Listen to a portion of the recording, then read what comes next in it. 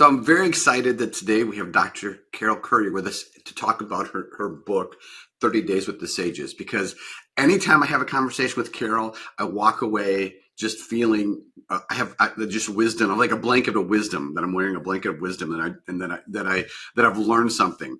So we're going to just get right into it.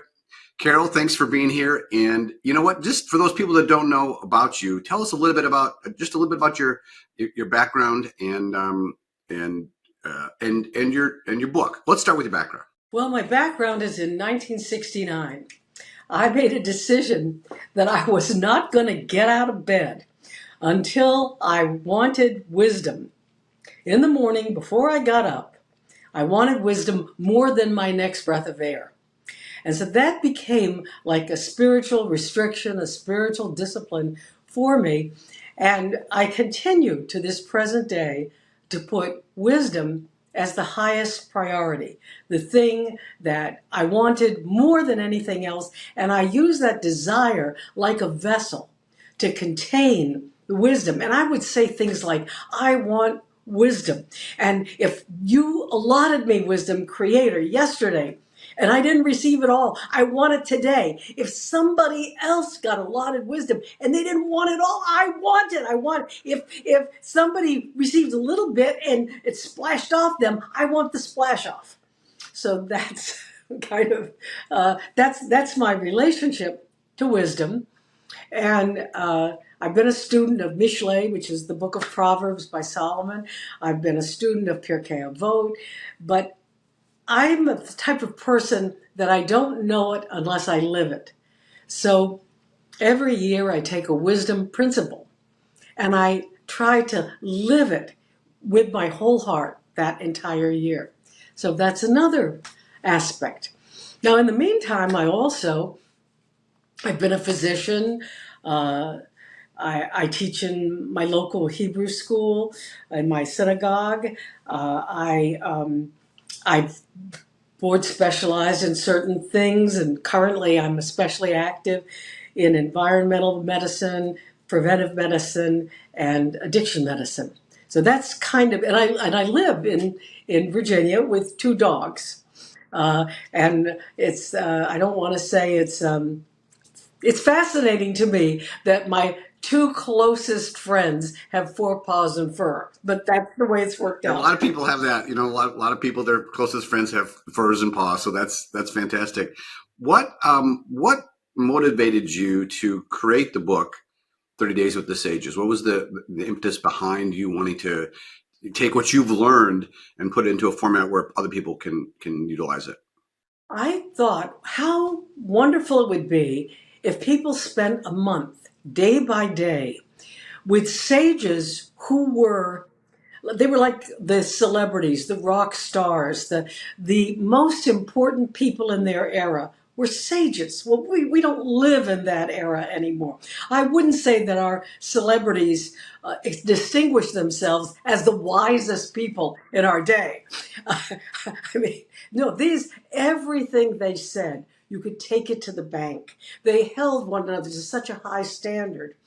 And that era was about 200 years before the Common Era, before the days of Jesus Christ, and about 300 years after. And there's a fascinating little line in the Christian Bible that said in Luke chapter 2 that Jesus went to the temple. He was about 12 years old, and he was discussing with the sages in the temple. What was he discussing? Well, he was discussing the things in Pirkei Avot. So this is a way of getting in to that little sliver of history. And I lived each quote that I give. And because I lived it, I give it piece bit by bit. And you know, if you want to climb a mountain, you can only climb it one step at a time. You can't go from the bottom to the top in a leap. Nobody does that. But bit by bit, you'll get to the top. You know, it's amazing that wisdom, ancient wisdom, you know, thousands of years old, can have an impact on what we're doing today. You know, we're in a society where it's instant everything. But talk a little bit about how the wisdom from that era and what you wrote about can cross barriers of time and culture and religion. What I love is that there is in the human heart a map of wisdom. In other words, there's something about the way our deepest emotions, our deepest desires, our deepest identity is constructed, that there is room for every aspect of wisdom. So it's wisdom is like an entrance into the human heart, and it enables us to develop. Now, anybody can have a gift or a talent, but not everybody will develop skill with that gift or that talent. Wisdom is a ladder which leads you to a cultivation of any gift or talent you were born with. That's interesting. When we think of wisdom, traditionally, we think of wisdom that you've gained throughout your life through experiences. And it's usually, you're talking to people who've like had a lot of experience or they've had a lot of time on this earth. How can someone who's a teen or early 20s or in their 30s benefit now? Because that's what they want. That's what we're set up to do. We're set up to have, again, instant everything. How can they benefit from starting to study wisdom or little bits of wisdom instead of just waiting to like, okay, now I'm this part of my life and I've accumulated it. I think that's a beautiful question. I think that every young person enrolls in either the School of Wisdom or the School of Hard Knocks. And I think the School of Hard Knocks has terribly high tuition. I've been enrolled in both, and I personally prefer the School of Wisdom.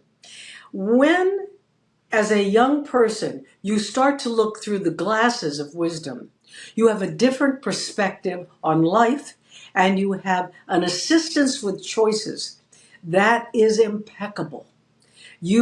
For example, in Mishay, it says, don't make friends with angry people, or you're going to start to act like them, and it's going to really impair your soul.